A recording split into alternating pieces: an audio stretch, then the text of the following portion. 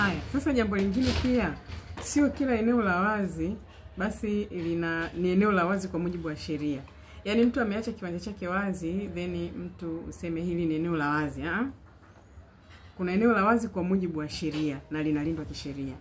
Na kuna eneo mtu ameliacha tu wazi, si kwa maana kwamba ni eneo la wazi, ila ni kwamba tu yeye hajalijenga. Kwa hiyo ni lazima unapoona eneo mtaani kwako liko wazi, fika kwenye manispaa husika au halmashauri husika, ili kwanza uwe na uhakika wa kuclaim kwamba hili ni eneo la wazi. Usije ukawa una claim kwamba watu wamevamia eneo la wazi, eneo lilikuwa wazi, tunalitumia liko wazi, kumbe ni kiwanja cha mtu alikuwa bado hajakiendeleza.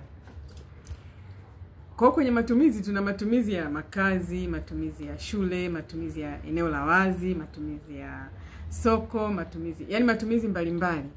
Matumizi ya makaburi, matumizi ya hoteli, matumizi ya ukumbi.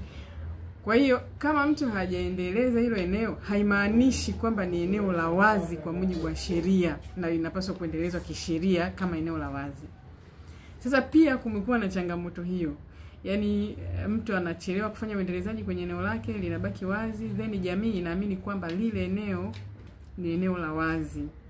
Kwa hivi unaanza mgogoro, then uchunguzi unaofanyika unabaini kwamba lile sio eneo la wazi kisheria, bali ni kiwanja chenye matumizi tofauti na eneo la wazi. Then unakuta sasa jamii inaanza kuona kama vile kuna mishemishe imefanyika.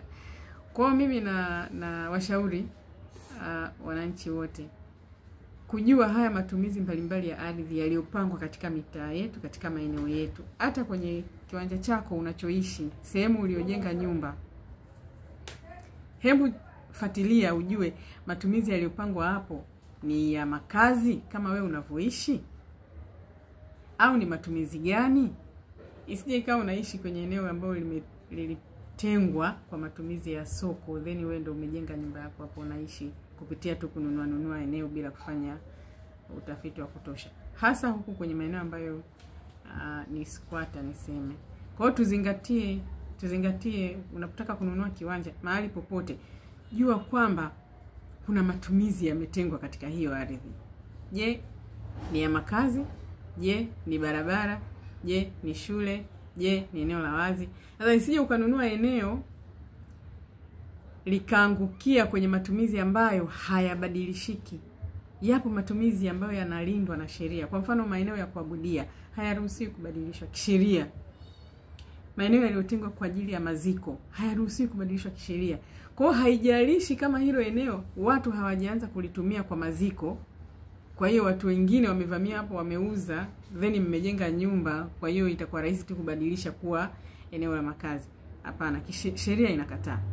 Lakini maeneo mengine ambayo pia ni magumu kuyabadilisha matumizi yake ni maeneo ya viwanda. Kwa ukinunua kiwanja kwenye eneo ambalo lilitengwa kama eneo la viwanda, ubadilishaji wake pia unachukua muda mrefu.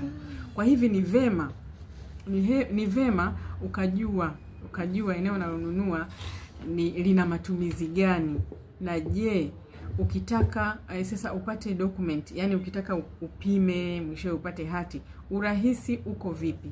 Inawezekana, haiwezekani? Hivi vitu vyote vijue kabla, usije kuvijua baada. Ukivijua baada utajitengenezea stress ambayo yani ungeweza tu kuiepuka. Kwa kabla hujanunua, hebu anza kujua mambo ya ardhi yanaendaje, matumizi ya ardhi ya hilo eneo ikoje, barabara za hapo zinapitaje. Usije ukanunua kesho na kesho kuta unaambiwa bwana hapo uliponunua wewe ndo barabara inapita hapo. Na ili ubadilishiwe, maana yake sasa hicho kinachopita hapo usuggest kipite wapi, ndio ugumu unapokujaga hapo. Kama unatoa eneo hili hapa labda la shule, wewe unaweka makazi, shule ipelekwe wapi? Tunaanzia hapo.